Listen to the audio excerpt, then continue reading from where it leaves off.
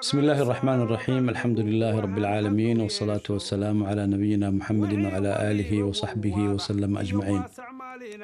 waxaan wadnaa taxanaha aan uga hadli doono magacyada Ilaahay subxaanahu wa tacaala oo aan sharaxaad faahfaahsan magacyada Ilaahay ka bixin doono. waxaan wadnaa inaan ka hormarino casharo aan u bixinay casharo horodhac ah si hadhow ay dhuuxid iyo faham iyo weelaan badan aan u helo marka aan gudagalno sharaxaadda magacyada Ilaahay. cashirkan waxaan uga hadli doonaa waxaan u bixinay qofka bini aadamka ah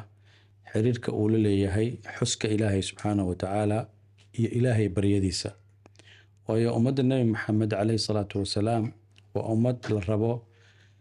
loo abuuray loo sameeyay inay noqoto ummadda dunida ummadihii soo maray oo dhan ummadda ugu sharafta badan ugu karaamada badan kuntum khayra ummatin ukhrijat linnaas. sidaa darteed culimadu waxay sheegeen axaadiis badanna ku soo aroortay in cibaadada asaasiyaadkeeda ama saldhigyadeedu ay ka mid tahay baryada Ilaahay subxaanahu wa tacaala. adducaau makhul cibaada. waxay kaloo culimadu sheegeen maqaamaadka ay leedahay cibaadadu kuwa ugu sarreeya inay ka mid yihiin baryada Ilaahay subxaanahu wa tacaala ayagoo dhinacyo kala duwan ka eegay. dhinacyada ay ka eegeen waxaa ka mid ah qur-aanka Ilaahay subxaanahu wa tacaala marka laga reebo ducada wax kasta oo nabiga calayhi salaatu wasalaam looga baahdo nabiga la weydiinayay Ilaahay baa quraan soo dejinayay. ilaahayna wuxuu oranayay waxaad siisaa jawaabtaas. yasaluunaka can ilanfaali qul ilanfaalu lilah wayasaluunaka can ilmaxiidi qul huwa adaa wayasaluunaka maada yunfiquun qul ma anfaqtum min khayr. meeshaas culimada waxay ku sheegeen marka inay jirto wax u dhexeeya oo nabiga calayhi salaatu wasalaam ah oo la leeyahay dadka u sheeg ilaahayna uu quraankiisa ku soo dejinayo. laakiin marka ay timaaday bay yiraahdeen culimadu ilaahay baryadiisa waa laga saaray qul waxayna noqotay wax qofka iyo ilaahay si toos ah xiriir uga dhaxeeyo. وإذا سألك عبادي عني فإني قريب أجيب دعوة الداعي. culimadu marka waxay yiraahdeen ilaahay subxaanahu wa tacaala markii sida ilaahay loo baryo uu ka jawaabayay wuxuu dhahay وإذا سألك عبادي عني فإني قريب أجيب دعوة الداعي إذا دعاني. marka ereyga cibaadi waa sharfid adoomadiisa oo ilaahay subxaanahu wa tacaala uu sharfayo oo uu ku sifeynayo inay asaga adoomadiisa yihiin. wuxuu kaloo ilaahay subxaanahu wa tacaala isticmaalay fa innii qariib ma uusan oranin addoomadeedu waa ii dhow yihiin. wuxuu yidhi addoomadeeda aniga u dhow. waxaa kaloo culimmadu ay aada uga hadleen qofku marka uu qalbigiisa waxaan ilaahay ahayn uu ka saaro oo ilaahay subxaanahu wa tacaala keligiis uu qalbigiisa geliyo markaas waaye marka uu dareemayo in ilaahay subxaanahu wa tacaala u soo dhowaaday oo asaga ilaahayna aysan cidina u dhexaynin.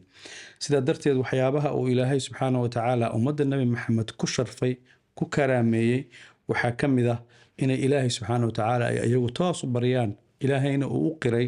inay addoommadiisii yihiin ayna u soo dhowaadeen. ummaddii reer bani israa'iil oo ka mid ahayd ummadihii ilaahay uu marka hore karaameeyey oo u fadiliyey wa annii fadaltukum cala alcaalamiin wa aataakum maa lam yu'ti axadan min alcaalamiin. marka ilaahay u baahdaan waxay oran jireen qaala udcu lanaa rabbaka yubayin lanaa maa hiya. sidaasoo kale ummaddii nabi ciise ilaa xawaariyiintii naxnu ansaarullaahi dhahayay marka ilaahay u baahdaan inay baryaan nabi ciise u imaanayeen waxay oranayeen hal yastatiicu rabbuka an yunazila calayna maa'idatan min assamaa. markaasaa nabi ciisena ilaahay u baryay oo ducadii uu ilaahay u weydiinayay. laakiin ummadda nabi maxamed meeshaan dhexe waa laga saaray. qof kasta oo muslima oo ummadda nabi maxamed ka tirsan wuxuu helay inuu ilaahay toos asaga wax u weydiisan karo. wasalu llaha min fadli wadcuunii astajib lakum. sidaa darteed ducadu waa shay loo furay inaad adiga awood u yeelato inaad ilaahay subxaanahu wa tacaala si toosa u baryi karto si toosa u tuugi karto ilaahayna isla markiiba uu ku siinayo jawaab. walidaalika culimmadu waxay yidhaahdaan ducada markaad ilaahay ka barido oo wax weydiisato saddex shay unbaad helaysaa midkood. marka koowaad inuu ilaahay ducadii wixii aad weydiisatay wax ka khayr badan kuugu bedelo, ama haddii ilaahay sida uu koonka iyo sunanta dunida uu u aasaasay oo qadihiisu ku dhacay haddii ay waafaqsan tahay ducadaasna in lagu siiyo. haddii kalena in deganaasho xasilooni maskaxdaada iyo qalbigaaga aad ducada laftigeeda aad ka hesho. laakiin waxay yidhaahdeen qofka waxaa laga rabaa markuu ilaahay baryayo ilaahay uma baryootamaysid ama luqadaadu inaysan noqonin baa la rabaa sidii inaad ilaahay wargelinayso ama sidii ilaahay inaad duruuftaada u sheegayso. waxaa la rabaa inaad u ekaato luqad baryootan ah oo isjilcin ah oo isdullayn ah وأقلاشا إنه إلهي سبحانه وتعالى أسرع وحكسين دونه سيدا درتيد وإن إلهي كبر إذا مقعيدي سكال الدون حضبا متك أدوبا هنتها إن إلهي أقبرده وإكمتها الحي القيوم ذو الجلال والإكرام الله يعني مقع كستو إلهي سبحانه وتعالى أوليها إن تكبرده سيدا درتيد مقع الاسم الله الأعظم أديقا وحا لغاربا إن الحي القيوم استعماشه أديقا لغاربا ذو الجلال والإكرام إن استعماشه حضو البمقع أدوبا هنتها إلهي سبحانه وتعالى إن إسلاذي كانوا كاقا أجيبيا إن تكون عيشته سيدا درتيد قفك مسلم كاوحا للربا مركاد إلهي بريسو واد إلهي إسودي بيسو إن تكهر مريسو حصوص هذا إنه إلهي قلبي يسو وصوغلو سيدا إلهي لغو حصا jirkaaga oo dhan ba ilaahay inuu xusaa laga rabaa indhuhu waxay wax ku xusaan inay ilmeeyaan oo ilaahay dartiisa ay u ilmeeyaan dhaguhu waxay wax ku xusaan inay wax dhageystaan oo wax khayr la ay dhageystaan carabku wuxuu ilaahay ku xusaa inuu ilaahay u mahadnaqo ilaahay inuu ammaano gacmahaaga waxay ilaahay ku xusaayaan inaad wax ku dhiibto inaad wax ku bixiso oo wax khayr ay gacmahaagu sameeyaan lugahaaguna waa inay u dadaalaan cibaadada ku dadaalaan khayr ku dadaalaan ummadda anfaceeda ku dadaalaan qalbigaagana waa inay laba shay gashaa cabsida ilaahay iyo rajada aad ilaahay ka qabto oo taasoo ka dhalanaysa marka adiga oo dhan inaad noqoto qof xus ilaahay oo mar walba ku nool quraanka marka u fiirsato afar shay oo waxaa jirta oo ku ilaahay subxaanahu wa tacaala ku tilmaamay akbar wax weyn inay yihiin waxaa ka mid ah dikriga ilaahay subxaanahu wa tacaala qofka daa'imaya alladhiina yadkuruuna allaha qiyaaman wa qucuudan wa calaa junuubihim إلهي سبحانه وتعالى ذكرك وحسي أفر شيء أو قارئه مدي وحاوي إن جوكتين لا يضحي الذين يذكرون الله قياما وقعودا وعلى جنوبهم وحكلوا إلهي سي ذكره إنه يهي حسك إلهي سبحانه وتعالى إنه تهي وحلو وينيو ولذكر الله أكبر وحكلوا إلهي سي مركاد أذيك إلهي حسوسة أسرع إنه كحسوسانيو وكل يحسوسه أنه كحسوسانية تذكروني أذكركم waxay kaloo leedahay inaad badiso inuu ilaahay subxaanahu wa tacaala kugu ammaanay wadhaakiriina allaha kathiiran wadhaakiraat waxay kaloo culimmadu yidhaahdaan ilaahay afar shayba wuxuu ku magacaabay inay yihiin afar shay oo waaweyn midi waxaa weeye jannada undur kayfa fadalnaa bacdahum calaa bacdin walaalaakhiratu akbaru darajaatin wa akbaru tafdiila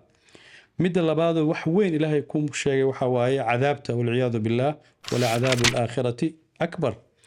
midda saddexaadoo ilaahay uu ku sheegay wax weyn leeyihiin waxaa waa inuu ilaahay raalli kaa noqdo runtiina waa wax weyn inuu ilaahay raalli kaa noqdo waridwaanun min allaahi akbar shayga afraadoo ilaahay uu wax weyn ku sheegay waxaa waaye xuska ilaahay waladikrullaahi akbar sidaa darteed ilaahay subxaanahu wa tacaala wuu jecel yahay qofka bini aadamka ee uu abuuray in afkiisa iyo xusuustiisu mar walba ay ku jiraan sidaa darteed dadka culummadaha oo ilaahay ku xiran oo la yidhaahdo caarifiinta oo ilaahay aada u yaqaano qaarkood waxaa laga soo wariyaa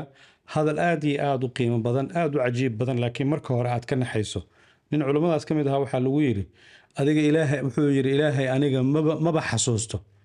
marka haddaad maqasho ilaahay ma xasuusto waxaa laga yaabaa inaad aada u naxdo maxaa dhacay markii la yidhina wuxuu yidhi aniga ilaahay maba ilaababa marka macnaheedu waxay tahay inaadan marka horeba xusuustaadu haddaysan ilaahay kaba bixin oo mar walba aad ilaahay ku xiran tahay mar walba aad ilaahay xasuusan tahay waxaad helaysaa jidkii wanaagsanaa oo aad magacyada ilaahayna qalbigaaga ugu degi lahaayeen magacyada ilaahayna aad wax ku xusi lahayd oo aad ku wardin lahayd ilaahayna aad ku bari lahayd wallahu tacaala